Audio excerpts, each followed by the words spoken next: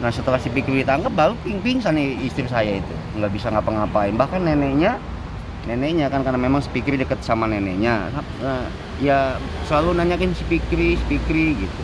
Dan terutama yang paling sedih bagi saya, kalau misalnya anak-anak didiknya itu, Bang Rusin, Abang Fikri mana sih gitu, anak-anak didiknya nih, kita udah lama nggak ngaji-ngaji. Itu yang bikin saya sedih, karena memang Fikri itu guru ngaji usia anak-anak usia dini di lingkungan kampung saya itu. Sampai saat ini terbengkalai anak-anak didiknya, nggak ada yang ngajar ngaji. Sekarang istri kondisinya gimana, Pak? Ya sedikit-sedikit berangsur pulih, sudah menerima kenyataan bahwa ini semua sudah takdir. Itu sudah takdir dari Allah Subhanahu wa taala, Tuhan yang Maha Esa. Ya kita cuma hanya bisa berdoa gitu. Saya sebagai orang tua, sebagai ayahnya yang melakukan upaya hukum yang ada di Indonesia ini gitu.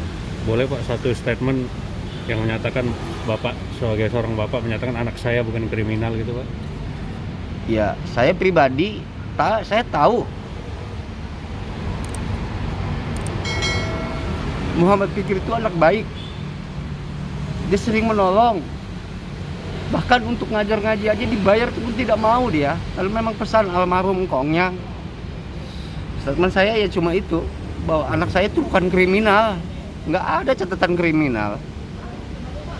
Kalau abang-abang nggak percaya, silahkan cari di mana. Bukan kriminal anak kami, bahkan bukan anak saya aja, anak kami berempat pun, yang anak kami itu kecilnya saya tahu, karena dulu kecilnya itu tuh sahabat, ngajinya pun di rumah saya, istri saya yang ngajar ngaji.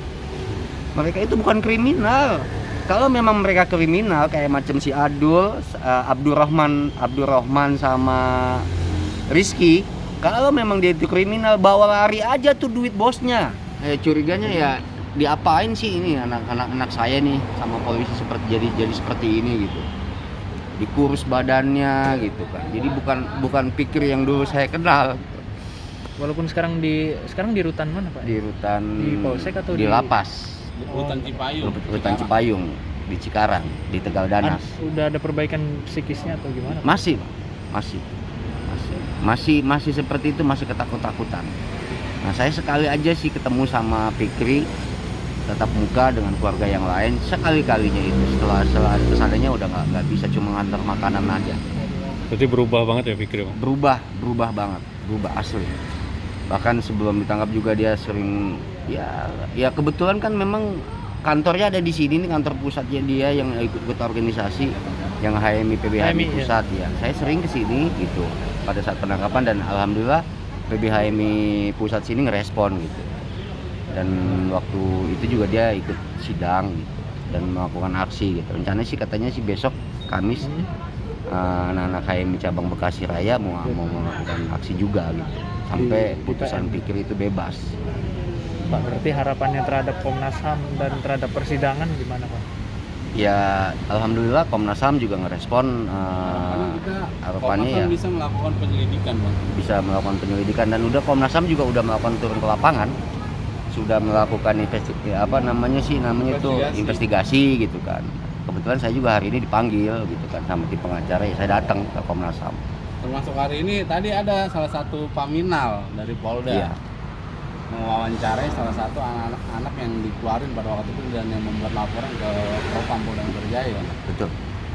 Saya sempat ditelepon sama paminal karena memang saya ada jadwal ke Komnas HAM. Ya mereka sementara ini yang satu orang aja dulu yang masih ada di rumah. Oke. Berarti harapannya apapun akan dilakukan supaya Fikri dan teman-teman vonis bebas Pak ya? Iya betul, akan saya upayakan sampai mentok lah hukum yang ada di negara ini. Pesan untuk hakim sendiri apa Bang? Ya pesan untuk hakim ya, saya sih dengan fakta-fakta di persidangan, karena kan saya selama sidang pertama kali sampai dengan saat ini saya selalu ikut deh itu. Memang saksi bukti-bukti mereka itu nggak kuat ya. Pesan saya kepada majelis hakim yang terhormat ya, Fikri dan kawan-kawan vonis bebas. Itu aja harapan saya. Vonis bebas aja ya Bang, nggak minta ganti rugi segala macam. Ya itu sih kalau masalah ganti, pokoknya kita mah pihak keluarga bebas dulu. Masalah itu mah kita selain pengacara. masih ada pertimbangan dari keluarga. Oke, selamat siang atau menjelang sore teman-teman semua. kami dari tim advokasi anti penyiksaan yang terdiri dari BH Jakarta maupun Kontras tadi telah bertemu dengan petugas dari Komisi Nasional Hak Asasi Manusia yang melakukan pemantauan secara langsung atas adanya dugaan penyiksaan yang dialami oleh Fikri dan kawan-kawan.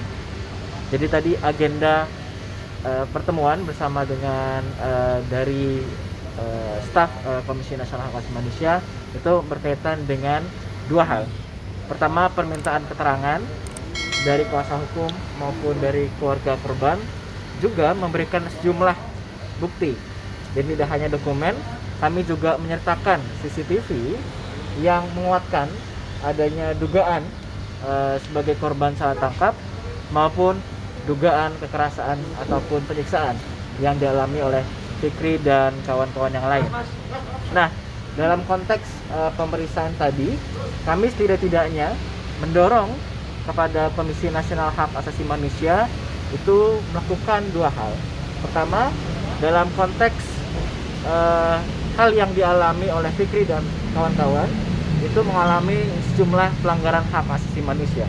Pertama, terkait adanya indikasi abuse of process yang dialami oleh Fikri dan yang lain atas proses hukum yang dialami. Nah, sebetulnya indikasi abuse of process ini atau penyalahgunaan wewenang atas proses hukum yang dilakukan itu juga pernah dilakukan oleh Komnas HAM atas adanya satu kasus dugaan penyiksaan yang dialami. Sebagai contoh, kasus Henry Bakari di Batam, Komnas HAM menyimpulkan adanya satu pelanggaran prosedur yang dilakukan oleh sejumlah penyidik ataupun anggota kepolisian. Itu yang pertama. Nah, yang kedua, kami juga mendorong terkait adanya dugaan penyiksaan yang dialami oleh para terdakwa. Dan dari informasi yang diperoleh ketika kami memberikan sejumlah keterangan ataupun penjelasan, kami mengapresiasi Komnas HAM sudah melakukan pemantauan secara langsung terhadap atas kasus ini, sehingga kami mendorong kembali Komnas HAM untuk melakukan pemeriksaan terhadap sejumlah orang yang kemudian diduga telah terjadi adanya satu tindakan abuse of process dan juga penyiksaan yang dialami oleh sejumlah terdakwa. Begitu. Nah, pemeriksaan yang dilakukan tidak hanya terbatas pada saksi-saksi yang melihat maupun yang mendengar, tapi juga sejumlah anggota kepolisian yang diduga melakukan tindakan kekerasan ataupun penyiksaan itu sendiri. Mungkin selanjutnya bisa ditambahkan oleh kawan dari yang lain, ada dari LBH Jakarta maupun dari keluarga. Mungkin saya persilakan ya. Oke, terima kasih. Jadi begini, tadi ini kan keluarga sudah melapor ke Komnas HAM jauh sejak sebelum persidangan. Jadi hari ini untuk menindaklanjutin hal tersebut, kemudian kita menyerahkan beberapa bukti yang menguatkan terkait adanya dugaan penyiksaan. Karena Komnas HAM fokusnya hanya ke penyiksaan, tapi dalam penjelasan kita karena penyiksaan juga diawali dengan rekayasa kasus dan lain-lain. Nah, di kasus ini kan sebagaimana kita ketahui kasusnya fiktif berdasarkan keterangan saksi. Kemudian ada rekayasa bukti, kemudian baru terjadi penyiksaan untuk mengambil pengakuan mengenai tindakan yang enggak sama sekali mereka lakukan. Jadi pada intinya kita mengapresiasi apa yang sudah dilakukan oleh Komnas HAM sejauh ini. Kita mendukung dan akan membantu Komnas HAM untuk kemudian melakukan pemantauan dan penyelidikan terkait dengan dugaan-dugaan penyiksaan yang dilakukan oleh kepolisian terkait dengan kasus ini. Ini sebagai upaya juga ke depan untuk mencegah terjadinya dugaan penyiksaan lagi dalam proses penegakan hukum ke depan. Mungkin itu kawan-kawan. Oke.